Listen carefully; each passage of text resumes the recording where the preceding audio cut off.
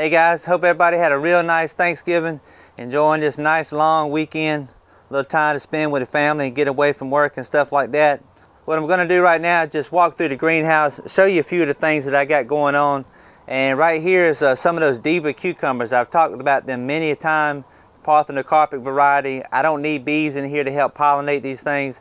They've done it very well. We're in the small greenhouse right now, and these things just did exactly what they're supposed to. Took off all the way up to the top and pretty much filled out with some real nice cucumbers in there. Zooming in a little bit, you can see just how nice those cucumbers are, and being that they're seedless, if they get just a little bit bigger than what you would prefer, you still don't have to worry about them big seeds inside of them. Diva is a great cucumber. What I have right here is 4 or 5 cucumber plants, and planted right beside those are some Fortex snap beans. And what I like about this bean is the fact that you can come along and pick this thing by the hands full. Once they start coming in real heavy, it's just non-stop. And when they get about like this, 14 inches long, that's not too big. Just pop the little ends off each one and snap it up. Has no hint of a string whatsoever in this snap. Fortex is an awesome snap bean if you want to run something up a pole. With so many fresh vegetables around, one of the things I like to do, especially for breakfast, is to get a lot of this stuff and to cut it up, run it through the juicer, and get me a great big glass, sometimes 2 big glasses of fresh vegetable juice. One of the things that I found out that I liked using was beets. If I cut maybe a half a beet and drop it down in that juicer, and that mixes in, comes out real purple naturally, but it also does something to the flavor, really improves the flavor, especially if you've got a lot of greens in it. Something else it does, instead of having that kind of tomato hornwormy looking green juice that you're drinking, it's kind of a purplish, looks almost like prune juice. From a psychological standpoint, that's a big improvement.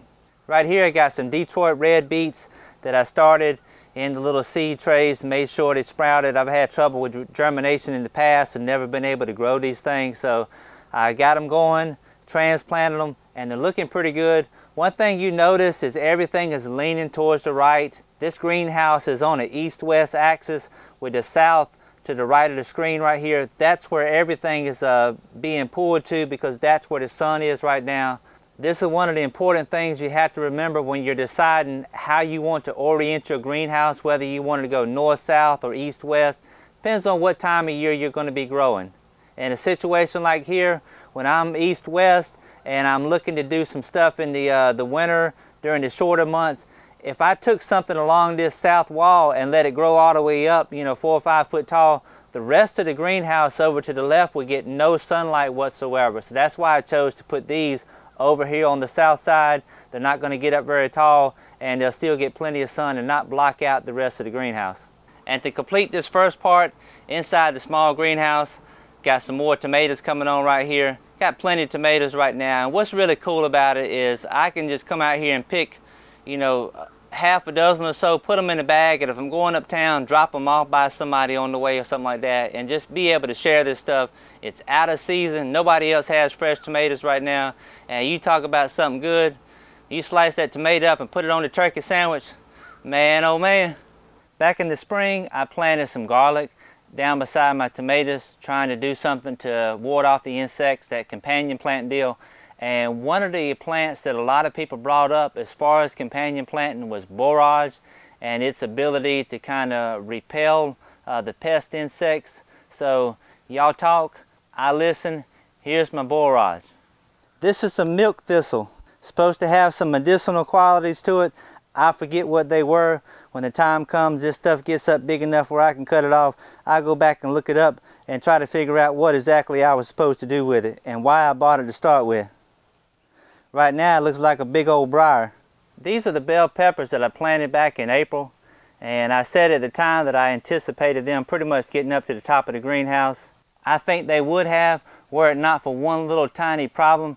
Every time the stems come above those 5-foot cages and got 2 or 3 peppers on them, the peppers were just so big they lean over and break right off and had to come back and start all over. Right here I have a new crop of lettuce coming on. This is the cracky side of my floating raft bed. This is the side that actually doesn't float. The rafts sit stationary above the solution, and you don't have to use any air stones with it. As you can see, my lettuce looks a whole lot better this time. Very consistent growth because I don't have those other aggressive water consuming plants sitting in here side by side. All of this lettuce, same variety, so we should get a nice consistent growth. And again, I just set it and forget it. No air stones whatsoever needed on this side.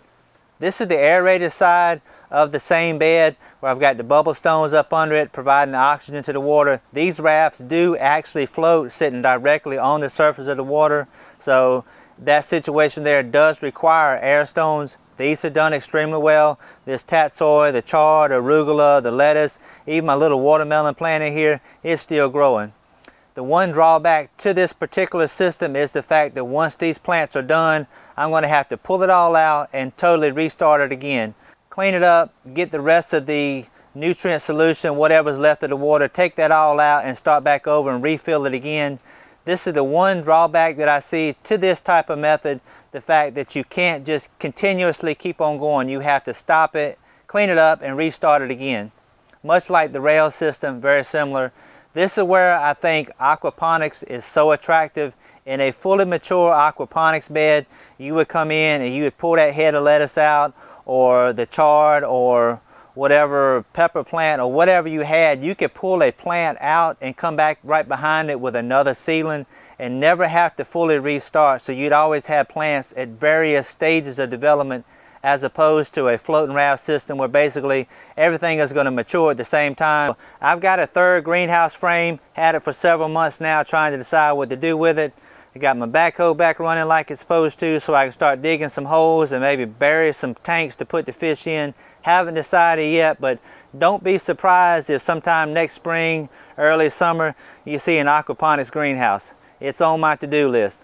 I posted a couple of videos recently with tomatoes in the background, and I really didn't say anything about those tomatoes, and my wife watched those videos and she said, well, why didn't you say anything about the tomatoes? And my response to her was, I think the tomatoes pretty much speak for themselves. Well, I think that was a pretty fair statement.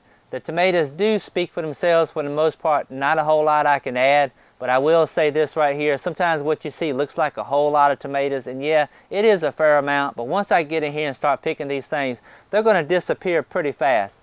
The biggest difference between what you see here and what you see in other videos, the commercial stuff, and maybe what you saw on TV, is the fact that they like to pick them as soon as they start to blush. Go ahead and get the tomato off the vine and let that energy go somewhere else farther up. For me, I would rather let that tomato ripen up as best I can and then pull it off, so that way as soon as I slice it, I know it's just waiting to go on that piece of bread with some Duke's mayonnaise and go ahead and make me a high quality sandwich. So for the most part, I'm looking for quality as opposed to quantity, and I don't think that's a bad way to go about it. So y'all take care, and Lord willing, I'll see you next time.